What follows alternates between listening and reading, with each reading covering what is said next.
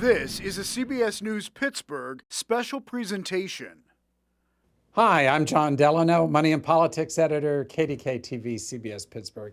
And our very special guest today is Senator Joe Pittman, who is the Majority Leader of the Pennsylvania State Senate. Senator, thank you, sir, very much for your time today. John, I appreciate the time to be with you. I wanted to talk to you because you really are an extraordinary story of an individual who has only been a state senator for a few years and is already the majority leader and the leader of his party in the state Senate. How does this happen? Well, I appreciate that, John, and I view it perhaps a little differently. I've been elected by the 27 other members of the Senate Republican caucus to serve them as majority leader, and I think that's critically important. I am first and foremost focused on serving this 41st senatorial district, which is all of Indiana, all of Armstrong County. Now I have Punxsutawney Phil, so I have a very famous constituent. And then I also have a big portion of northern Westmoreland County. But to me, it's all about service. I genuinely believe in public service. I think that those in elected offices can and should do good work for their constituents. And I view my work as the Senate Majority Leader as trying to do good work for the 27 other members of our caucus.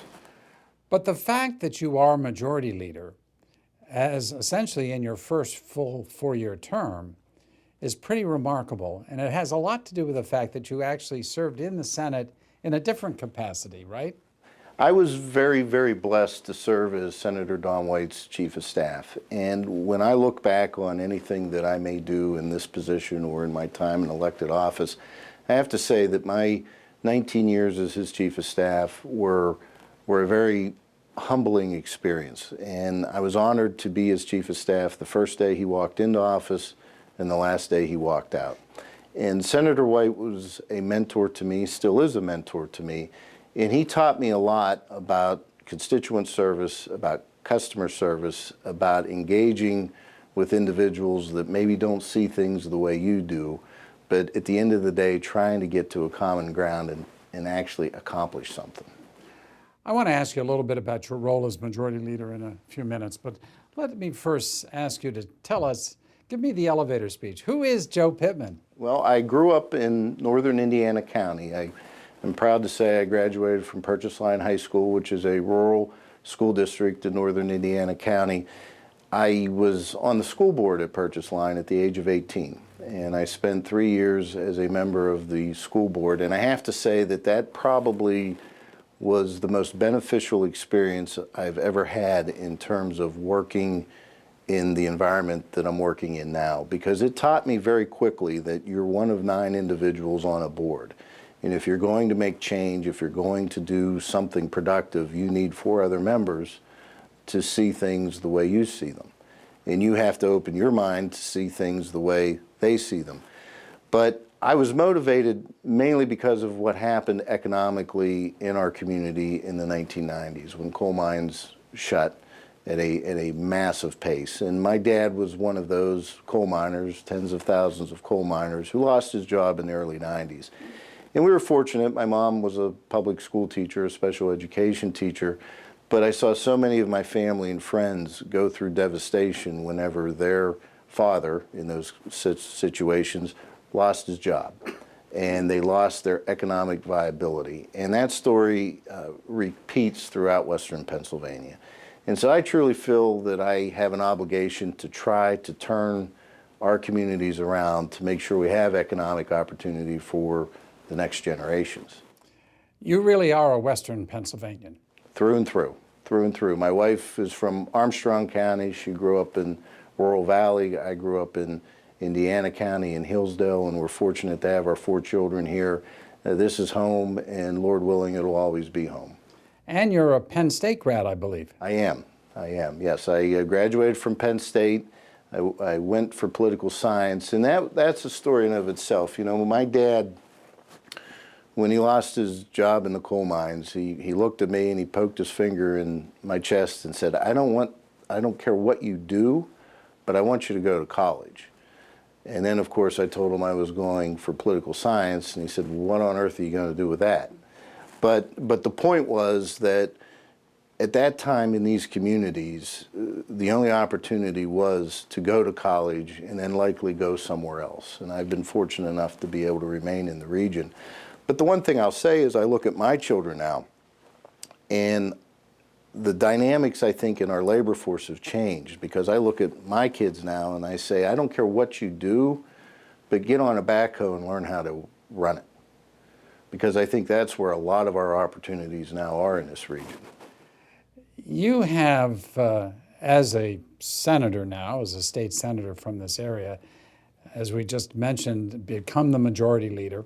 What does that mean? What exactly is a majority leader? Well, it means first and foremost, I need to work with the 27 other members of our majority caucus. And that first and foremost is understanding who they are, what their priorities are, the regions that they represent. You know, we have members of our caucus that represent Erie, we have members that represent southeastern PA, we have members from Allegheny County, and so we have different views as individual members. And the first job is to bring those views together and try to have a direct message and a direct forward approach. The second thing is working with Senator Costa, the Democrat leader, who he and I have a very good relationship with. And then I also have an obligation to work with Governor Shapiro, Leader Bradford, and Leader Cutler, and try to recognize a balance of where our caucus comes from on issues and where they come from, and see where we can bridge division. I'm going to turn to some issues in a second, but I want to ask you about the relationship, because it is interesting to me, particularly in the state Senate, that the president of the Senate is from Pennsylvania, Westmoreland County, Senator Kim Ward. The lieutenant governor who presides is from McKeesport, from Allegheny County. The Democratic leader, as you mentioned, Jay Costa, is from Allegheny County. You're from Indiana County. We've got a lot of Westerners.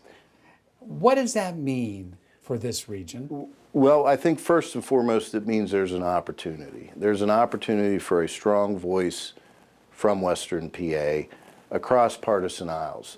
One of the challenges we have regionally is that 40% of our population in Pennsylvania is Philadelphia and the counties that surround it. And so that directly ties into the number of voices that there are in the Senate and the House for a region. But Jay Costa and I work together quite well. Kim Ward I have known for almost 25 years. She and I have worked together for many decades in party politics and also governmentally. I have implicit trust in her. We understand each other. We don't always agree, obviously, on everything, but I think we have the same goals and objectives. And I think keeping that voice together and unified is going to be very important for Western Pennsylvania. Do you feel that there are issues on which you do agree with the Democrats, with the Democratic leader, Republican leader? Well, we certainly felt that we agreed with Governor Shapiro on the notion that parents should be empowered to make decisions for their children's education. And we had that discussion, and we continue to have that discussion throughout the budget. I do think there are areas, particularly with the Democrat leader, that we can find common ground on. And I think one of the most important areas is transportation infrastructure. You know, the budget we just passed moved $125 million from the state police being funded out of the motor license fund back into transportation infrastructure. That's a bipartisan, fully agreed to approach with an understanding that we've got to fund our roads and bridges in a proper manner. That's one example. And I think that we can move forward on things such as common sense probation reform in areas of that ilk that do allow us to bridge some divides. I think one of the challenges we have right now is that we're focused on some very, very big, divisive, cultural-based issues that simply aren't going to be able to move forward in divided government. And I think we have to come to an appreciation of that. Well, you're echoing what Governor Shapiro said in his address to the legislature, which is, you know, don't come to me with these cultural issues, because you've got a Democratic House and a Republican Senate, and there's going to be differences on that. I want to move to the budget, because I think that's an issue that a lot of folks are kind of scratching their heads over what happened. Well, let me be direct and just ask you, did Governor Shapiro lie to you? I'm not going to say he lied to me. No, I am going to say that the governor and I worked together as a Senate Republican majority and with the governor to try to come to common ground, first and foremost on a common sense balanced budget, but secondly on what I believe is a shared priority of empowering parents to make decisions for their children's education. So what went wrong? Well, I'm not sure what the relationship is with the governor and his Democratic Party leadership in the House. And truthfully, it's not for me to find out. But we believed as a Senate Republican majority that when we were negotiating with Governor Shapiro, that negotiation was a unified negotiation with the House Democrats. And it may be that that was not the case after all. In other words, you thought he was speaking for House Democrats when he was negotiating with you? We certainly believed he had the ability to speak for House Democrats, number one, but more importantly, to convince House Democrats to see the image of the budget that we helped build the same way that he did. Now you know otherwise. So what do you do about it? Well, we have to move forward. Governor Shapiro is our governor for the next 3.5 years. That is without question. We have more budgets to build. We still have to resolve this budget. I remain personally committed, and I believe our caucus remains committed to empowering parents in their children's education. Obviously, we need a governor that's committed to that, and we need to find some level of support within the House Democrats to be committed to that as well. Whether or not that can happen, given the events of the last week, I think is a very open question. But at some point in time, we're going to have to figure out how to implement a common sense budget. I think the problem that we have is that the Senate Republicans feel they negotiated in good faith. We feel that we funded initiatives that candidly we were not entirely comfortable with. The Level Up funding allocation for education being one example, the whole home repair program being another example. We would not have in good faith agreed to fund those initiatives knowing what we know now, which is that the governor was going to remove the money for empowering parents in the budget. And so we have to figure out a way to have a reset on issues like that. It sounds to me, Senator, what you're suggesting is that we really should throw this budget out that was passed, and you should start over knowing the assumptions that you now know. In certain pieces of it. There are areas of this budget that are good pieces of the budget. I talk about investing in transportation infrastructure. One of the areas that's been overlooked is that we greatly increased the reimbursement rates for emergency medical service providers, which is a huge issue statewide. We contained the overall rate of growth of spending to 3%, which is well under the Taxpayer Bill of Rights inflationary index. We were $300 million below the governor's proposed budget, and we added $500 million into our rainy day fund to guard against the next economic recession. So we've put a lot of good things in place with this budget. I don't know that we need to build an entire new budget, but there certainly has to be a recognition that the subtraction of empowering parents has to correlate with subtraction of priorities from the House Democrats in particular that we would not have funded in good faith negotiation. So essentially you want a redo of those provisions. There are certain provisions that I believe we have to either implore the governor to line item veto or we cannot implement through remaining budgetary bills. And that's, I think, one of the big misnomers. We're talking about an appropriations bill. A lot of what is appropriated must be implemented through other bills. And I don't see any way that our caucus can support implementing initiatives such as the Level Up funding formula in the environment that we find ourselves in. If I understand correctly, the Senate is essentially adjourned until September, right? Well, You're in recess. Well, the President pro tempore has the sole ability to recall us to session. We did recess until September 18th, unless sooner recalled to the President pro tempore. We've made it very clear to our members we're not sending them back to Harrisburg just to sit there. If things develop in the coming days and weeks and we find a reason to move the governor's request to have the budget put on his desk for signature, we will do that. But right now we don't see a path in where that makes sense. So for that to happen, I want to try to understand you. For that to happen, Governor Shapiro has to basically say he's going to line item the items in the budget that the Senate Republicans agreed to that they would not have agreed to had not the pass bill been part of this? Either that or a clear recognition that those other initiatives will not be implemented and cannot be implemented without additional legislative authorization. Just as the governor's legal memo said that the pass initiative could not be implemented without enabling legislation, we believe that to be the case for many initiatives.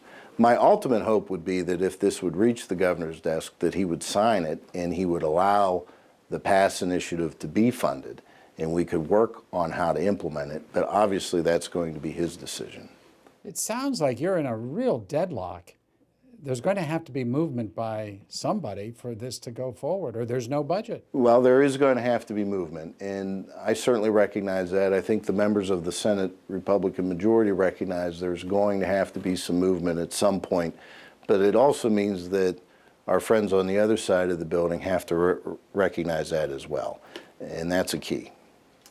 Finally, let me ask you about a provision or part of, I guess it's not in the budget, but it's going to have direct impact on your alma mater and on students at the University of Pittsburgh in particular, those two universities along with a couple others.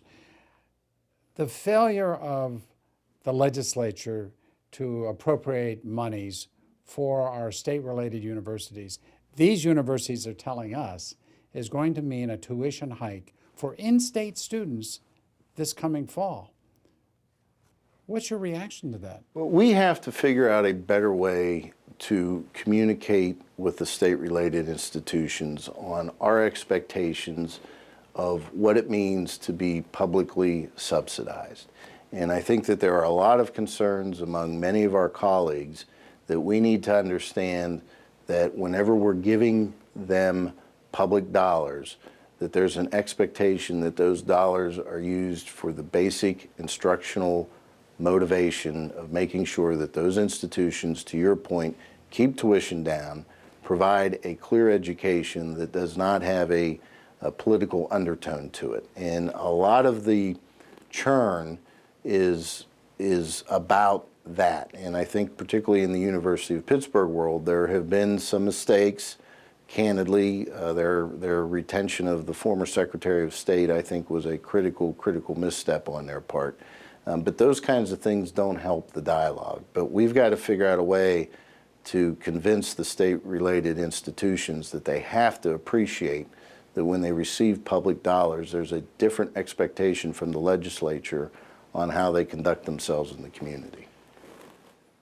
I guess I need to understand what that exactly means, because if I'm a parent or a student with a child in one of those institutions, and I'm looking at a tuition hike because the legislature hasn't acted, what is it you're telling these parents that they should do? Well, I think this goes well beyond the legislature and the funding that comes from the state. Let's be very clear that the allocations that the universities receive from the state are but a portion of their overall expenditures. But they are used to reduce tuition, so we're told, for in-state students. So we're told. But part of this also is expenditures. You know, these institutions have an obligation to make sure that their budgets are proper, that they're efficient, and that they recognize the declining enrollments and the changing dynamics of higher education as a whole. I represent IUP, State System of Higher Education, a different segment than the University of Pittsburgh, but the same premise applies. We are seeing nationally higher education enrollments drop. That is a reality. And it's no different than flying an airplane with empty seats. Whenever you have fewer students paying less tuition, you have to make budgetary decisions that are difficult. And we've seen some of that through the state system. I'm not entirely sure we've seen that through the state-relateds, but the subsidy that is being discussed is just one piece of this overall equation. No, I got that. I understand that. And I guess the question then is, do you anticipate action by the legislature before this fall in time that would affect tuition? I certainly think that we will get this figured out. Let's not forget historically that non-preferred appropriations, which is a technical term for what the state-relateds receive, it's not unusual for them to not be passed by July 1st. In fact, there is some history over the recent years where non-preferreds went in well into January and February before they were actually passed and signed into law. And I don't think we heard the type of rhetoric that we're hearing right now. And that underscores that these appropriations are but one piece of their overall allocation. That is a very interesting point that you make. So you think that these cries that we're going to increase tuition in the fall are kind of wolf cries? Well, I think we're here on July 11th. I think we're 10 days past. I think there needs to be some recognition that these issues take time to resolve. And a lot of times, if you look at the state system, for example, they make tuition decisions before June 30th. I mean, let's face it, most students have made decisions on where they're going to go in the fall. And so I think that the state-relateds have to be a little more honest with all of us about how far ahead they actually make their own budgetary plans and implementations. And they know full well that the non-preferred allocations are never a guarantee on July 1st. Or a guarantee on September 1st? Or a guarantee on September 1st. So the bottom line is that from your perspective, you would wish these universities not try to use that tuition threat? I certainly don't think it's helpful to the overall dialogue. I really don't. The House obviously has tried to pass the non-preferreds. They've been a few votes short of it. I'll defer to the House to explain why that is happening. But with anything in state government, it takes both chambers to make this work. And add on to it that the non-preferreds are required to have a 2/3 vote to effectuate it. So this is a vastly different conversation than is the conversation about the overall budget. Final two questions, Senator, then let me just wrapping up on the budget. Are you disappointed in the way the governor has handled this issue? I am, and I've expressed that to him, and I think he understands that. I respect the fact that he is new to the governorship. I respect the fact that he has to deal with a divided legislature that is deeply divided politically and philosophically. And so it's difficult work. And I don't think that there was some, intentional lie here. I want to be very clear about that. But I think that there were serious missteps, certainly since June 30th, whenever we passed our budget. But as with all administrations and general assemblies, at the end of the day, we have to figure out how to work together and move forward. Final question to Senator Joe Pittman, and this is back on sort of a more personal level. When I first met you, and when I see pictures of you, not that many years ago, you were clean shaven. Yes. Why did you decide to grow a beard? My wife loves the beard. That's why. And I'm not a particular fan of the beard, but she thinks the beard looks very good, and so I do whatever I can to oblige and assure that we maintain our so far 18 years of happy marriage. So. Well, it is a good-looking beard because, unlike mine, it hasn't turned gray. There's a few spots in it, John, and that's been the deal, that once it gets a little more silver, it's probably going to be time to go. Well, State Senator Joe Pittman, the Majority Leader of the Pennsylvania State Senate, thank you, sir, very much for your time today. Thank you, John. It's an honor. Appreciate it. Appreciate it.